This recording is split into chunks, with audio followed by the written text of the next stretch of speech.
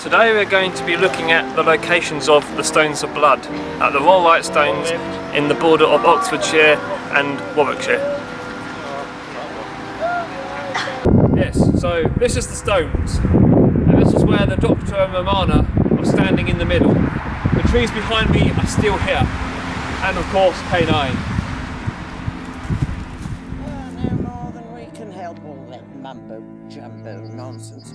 No, Vivian and I are conducting a topographical, geological, astronomical...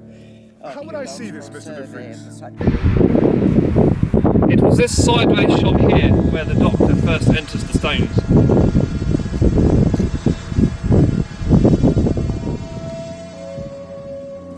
Well, here we are. To the right of the Stones is a couple of trees, and this was where Romana was walking off towards the quarry pit.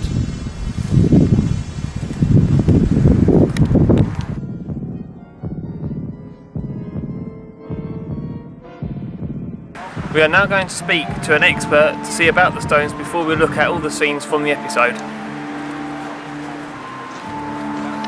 So what can you tell us about the Stones? Well, they're prehistoric, and there are three monuments. There's the King's Stone across the road, this stone circle, which is called the King's Men, and the burial chamber over the field, which is called the Whispering Knight. And they represent a good sweep of prehistory. The earliest is the Whispering Knight, which is a burial chamber of the earliest Neolithic, we think around 3,800 years. And then the stone circle is about 1,000, more than 1,000 years later, about 2,500 BC. The King's Stone, we think, is probably again another 1,000 years later, about 1,500 BC. Very, very old then. Yes. So they span a period that's equivalent from the Romans to the present day.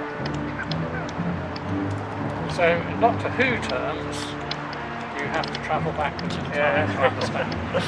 But as archaeologists, we have other techniques. So I understand that the Stones are being replaced or rebuilt?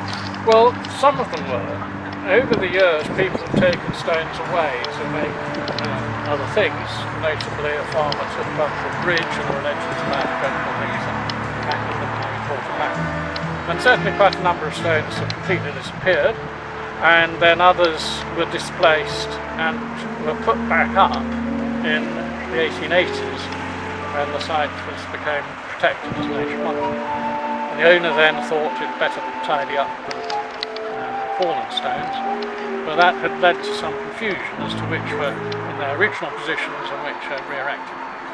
However, we sorted that out, we think, and we know something about the original shape of the circle, which, like this little patch we're standing by, the stones were originally set more or less touching each other like a row of teeth.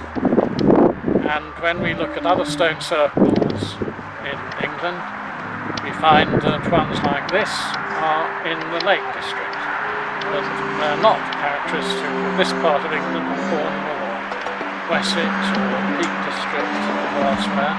And so we actually think that the people who built it, their ancestry is from perhaps northern England. Or The Northerners. The Northerners. Yes. So, and indeed it's very interesting because quite recently, you know how the blue stones at Stonehenge were brought from Wales. Right, how they did it, nobody knows. They didn't have Doctor Who's in those days.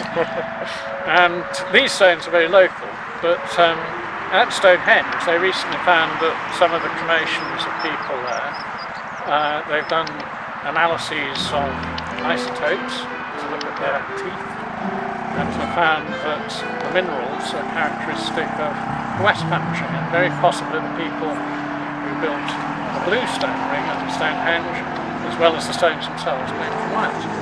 So we think that something similar may have been going on here. Very interesting.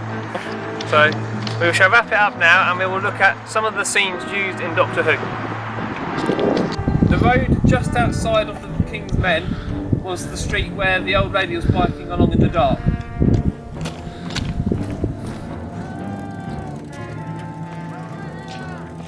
Hang on!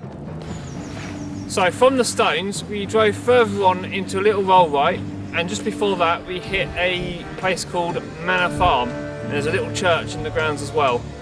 And we haven't actually found the exact location, but if you keep going on, there's like a little like lake area, and just behind that there's like these grass sort of dunes.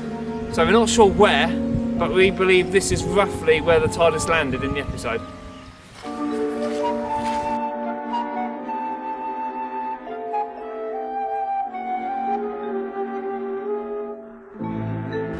So, from the Manor Farm where we just were, we went up this really horrible muddy road, and then literally straight over the crossway is little Rollright Quarry. Of course, you have to ask permission, which is what we did, and they only let us in with our hard hats on and our visas. And we literally just walked over and we found these cliffs, and they look a lot like when Romana was dangling over the edge of the cliff. But we believe this is where it was. Of course, it's still working, so the whole landscape's completely changed since then. But this is the best we've got of Romana falling over a cliff.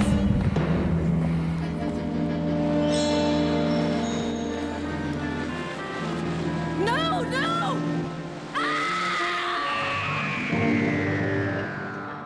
We are now at our final destination, Brewery Row, which is about a mile away from the quarry pit.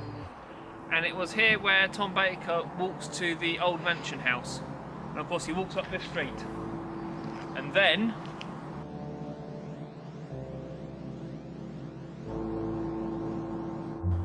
he turns into this building, Reed Business School, which was used for the old mansion house where he went in Stones of Blood.